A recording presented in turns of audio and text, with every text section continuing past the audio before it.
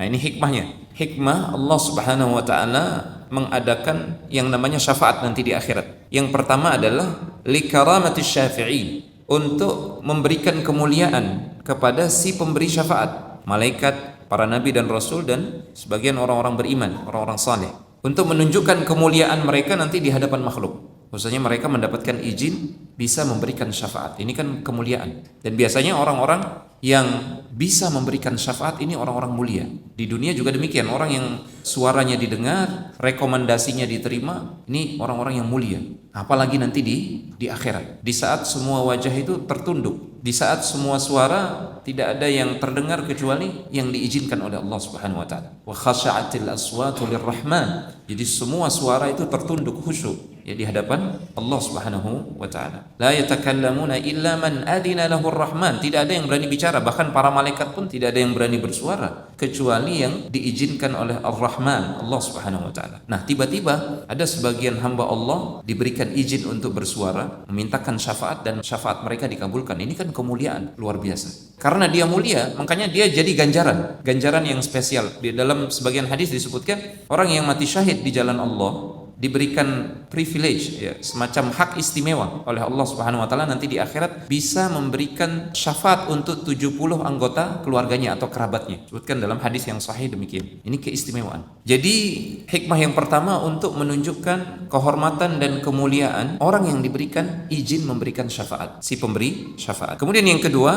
wa rahmatan bil masyfu'i fihim, sebagai bentuk rahmat bagi orang yang menerima syafaat, orang yang diberi syafaat. Ini wujud rahmat Allah kepada mereka. Sebenarnya Allah bisa saja langsung merahmati hamba tersebut tanpa syafaat. Allah bisa saja langsung memaafkan dia, kemudian merahmati dia, menyelamatkan dia dari api neraka, kemudian memasukkan dalam surga, bisa. Tapi sekali lagi ada hikmah yang lain. Allah ingin memuliakan sebagian hamba-hambanya nanti di akhirat, tapi dengan syarat ada izin dari Allah Subhanahu wa taala. Dalam hadis yang lain, hadis yang sahih, bahkan sebagian nabi dan rasul yang mulia tidak dapat izin memberikan syafaat. Contohnya Nabi Ibrahim alaihissalam. Nabi Ibrahim alaihissalam sekelas beliau tidak mendapatkan izin memberikan syafaat untuk ayahnya Azar, karena Azar tidak bertauhid, mati di atas kesyirikan, waliya'udzubillah. Wala tasihhu syafa'atu 'indallahi ta'ala illa bi syartain. Sehingga tidak sah syafaat nanti di akhirat di sisi Allah kecuali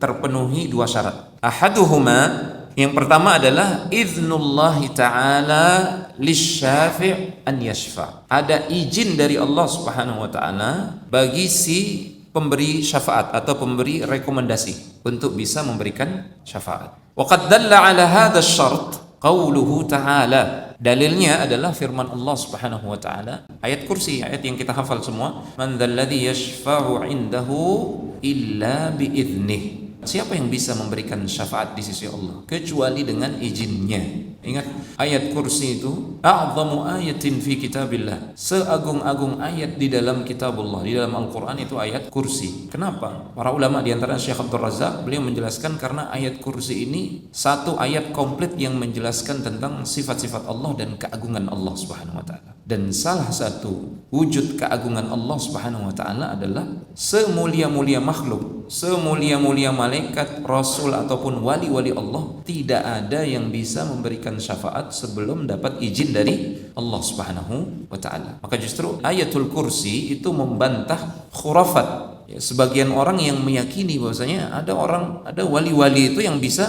mengeluarkan dari api neraka, ya, siapa saja yang dia tunjuk, siapa saja yang dia mau, tanpa sebelumnya mendapatkan izin dari Allah Subhanahu wa taala. Ini man dzalladzi yashfa'u 'indahu illa bi'idznih.